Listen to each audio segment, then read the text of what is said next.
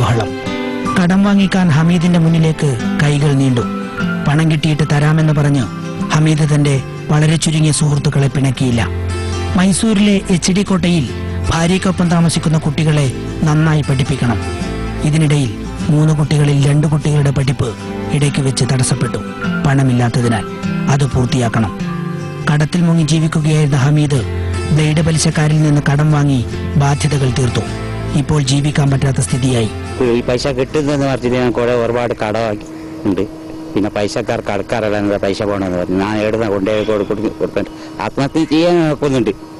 എപ്പോൾ ചെയ്യാൻ കുറെ ആൾക്കാർ കിട്ടുമെന്ന് പറഞ്ഞിട്ട് ആത്മഹത്യ ചെയ്യേണ്ട പൈസ എപ്പോഴെങ്കിലും കിട്ടുമെന്ന് പറഞ്ഞു. ഇനിയെപ്പോൾ കിട്ടുന്ന ഒരു കൊല്ലം 6 മാസം ആകുന്നുണ്ട്. ഇപ്പോൾ 3 മാസം 4 മാസം ആകുന്നുണ്ട്. ഇതുവരെ കിട്ടിയിട്ടില്ല. കുട്ടികളെ പഠിപ്പ് ഇങ്ങനെ എല്ലാം കടമെല്ലാം മേടിച്ച് വായ്പ മേടിച്ച് കുറെ പകുതി പൈസ അടിച്ചിനി. ഇനി പകുതി പൈസ അടിച്ചിട്ടില്ല. ഇനി ആ പൈസ അടിച്ചിട്ടില്ല പിന്നെ പുറത്താക്കുന്നുണ്ട്. 2011 സെപ്റ്റംബർ 17 നറുക്കെടുത്ത ടിക്കറ്റ് 24 മണിക്കൂർ പൂർത്തിയാകും മുമ്പേ തൊട്ടടുത്തുള്ള ബാങ്കിലെത്തിച്ചു. തൊട്ടിൽപ്പാലത്തെ ജില്ലാ സഹകരണ ബാങ്കിന്റെ ശാഖയിൽ 1.5 വർഷം മുമ്പ് ബാങ്കിലേക്ക് നടന്നു കയറിയ ഹമീദിന്റെ കൂടെ 100 കണക്കിന് ആളുകൾ ഉണ്ടായിരുന്നു. പക്ഷേ ഹമീദ് ഇന്നും ചുരുങ്ങിയത് 2 തവണയെങ്കിലും ഈ ബാങ്കിലെത്തും. ഇപ്പോൾ കൂടെ ആരുമില്ല. മിക്ക സമയത്തും കരയും, ആത്മഹത്യ ചെയ്യുമെന്ന് പറയും.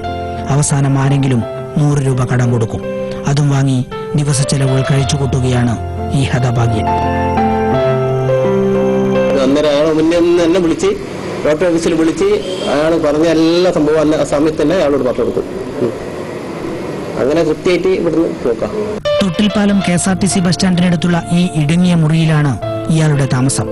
ഈ ഇരുട്ട് മുറിയിലേക്ക് കയറുമ്പോൾ ഇയാളുടെ മനസ്സും അസ്വസ്ഥമാകുന്നു. ഇരുട്ടിൽ നിന്ന് എന്നെങ്കിലും വെളിച്ചമുണ്ടാകുന്ന പ്രതീക്ഷയും അസ്ഥാനത്തായതുപോലെ. ഇപ്പോൾ സുഹൃത്തുക്കളും പരിഹസിച്ചു തുടങ്ങി. ലക്ഷപ്രഭുവിന്റെ ഒരു ഗതികേടെന്ന്. മൈസൂരിലെ HD കോട്ടയിൽ പണിയില്ലാതായപ്പോൾ കേരളത്തിലേക്ക് വണ്ടി കയറിയതാണ്. ഇപ്പോൾ തൊട്ടിൽപ്പാലത്തെത്തിയിട്ട് വർഷം 8 കഴിഞ്ഞു. തൊട്ടിൽപ്പാലത്തുകാർക്ക് ഇയാൾ ഇവിടെ ജീവിക്കുന്ന ആൾ തന്നെയാണ്. പക്ഷേ സംസ്ഥാന സർക്കാരിന് മാത്രം ഇയാളെ വിശ്വാസമില്ല. അന്യസംസ്ഥാനത്തുള്ള ആൾക്ക് ലോട്ടറി അടിച്ചാൽ ശരിയായ പരിശോധന നടത്തി മാത്രമേ സമ്മാനം കൊടുക്കൂ എന്നാണ് ഇയാൾക്ക് കിട്ടുന്ന ഔദ്യോഗിക വിശദീകരണം. പക്ഷേ അന്യസംസ്ഥാനത്തുള്ളവർക്ക് ലോട്ടറി വിൽക്കരുതെന്ന് എവിടെയും പറയുന്നില്ലെന്ന് ലോട്ടറി വിൽപ്പനക്കാരും പറയുന്നു. ഈ കടം കൊടുക്കുന്ന ടിക്കറ്റൊന്നുമല്ല. നമ്മൾ ഓഫീസിൽ പോയിട്ടോ ഒരു ഏജന്റിൻ്റെ 100 500 ടിക്കറ്റ് വാങ്ങിയാൽ റെഡി ഒരു പൈസ ബാക്കിയില്ലാതെ കൊടുത്താലേ ടിക്കറ്റിന് തരൂ. പിന്നെ ഈ പ്രൈസ് വന്നാൽ 6 മാസം 1 കൊല്ലമൊക്കെ കാത്തിരിക്കേണ്ട കാര്യം എന്താ?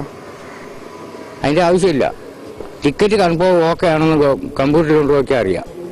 നോ പ്രൈസും അല്ലാത്തതും മനസ്സിലായും അവർക്കറിയും.